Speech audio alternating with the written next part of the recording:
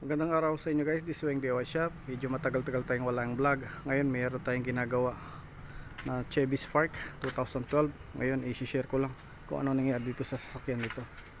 Bali itong sasakyan nito galing to sa kabilang shop, sa ibang shop. Bali ang history nito, nag-overheat.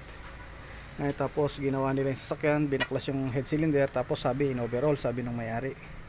In-overhaul ito. Ngayon nung ibalik nila, pinaandar nila,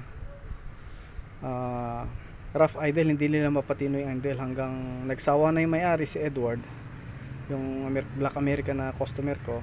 Kaya dinala niya na sa akin. Marami na silang pinalitan ng mga sensor gaya dito sa may throttle body. Yan, banda dyan, pinalitan na. Bali sa akin ang napalitan ko lang, ito lang, spark plug wire. Dahil hindi ko rin mapatino, dahil kaya nag-decide ako buksan na yung makina. Ngayon, ang nakita ko kaya rough idle siya, tapos no power. Umandar siya, rough idle, tapos no power, tapos mag ACO ka, namamatay. Bali ito ang nakita natin sa timing. Sa mga ginawa kong sasakyan, pangatlo nito. Unang ginawa ko Sentra. Ayan, oh. Kung titignan nyo, ito yung marking mismo ng timing chain guys. Ito, ayan. Ito yung mark ng sprocket. Ayan, yan, nilagyan ko ng green. Yan, mark. Yan, hindi siya nakatapat. Ayan, oh. Bali kung titignan mo, naka after siya, parang naka-retard, delay sa intake, sa intake side. Dito naman sa exhaust side, tama siya. Bali ang gumawa nito siguro apprentice lang, helper, o kaya hindi talaga sadyang kabisado yung sa mga marking ng mga timing chain. Ayan, o. Yan, tama yung ito, tama ito dito sa pointer nitong sprocket. Tapos dito, ayan, o, kulay bronze siya, ganun yan. Tapos kung titignan mo dito, mali. Kung lulundag, hindi lulundag yan guys. Yung belt possible na lumulundag ng isa o dalawang ngipin yung mga belt, pero yung chain hindi lulundag yan. Depende na lang kung loose chain ka, tapos sira yung mga tensioner mo tsaka guide.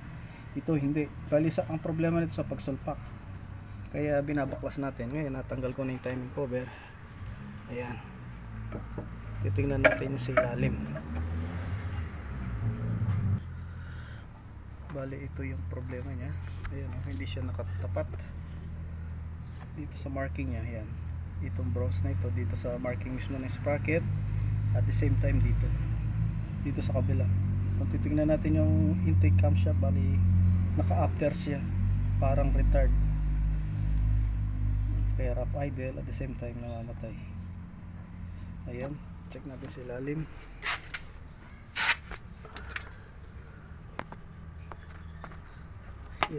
Ganun din.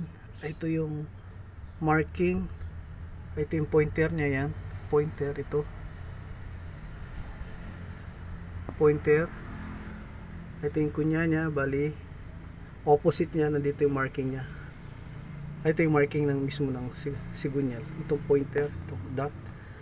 Tapos hindi nakatapat din yung ito nakalihis siya guys. Yan, bali pati sa crankshaft din, nakalis din ng one teeth, kaya ayusin natin yan. Bali ang nangyari nito, misalignment sa gumawa dito. Maaring apprentice lang o labor, or hindi kabisado yung trabahong ito, hindi na alam na may marking yung mga timing chain. Yan naman na. Bali i-align natin yan, tapos bubuuin na natin. Para makalagyan, kailangan mong tanggalin yung oil fan, tapos alternator. Yan, oh. Yan, para mabaklas lang natin itong timing cover. So yan naman na guys, abangan nyo na lang yung part 2. God bless.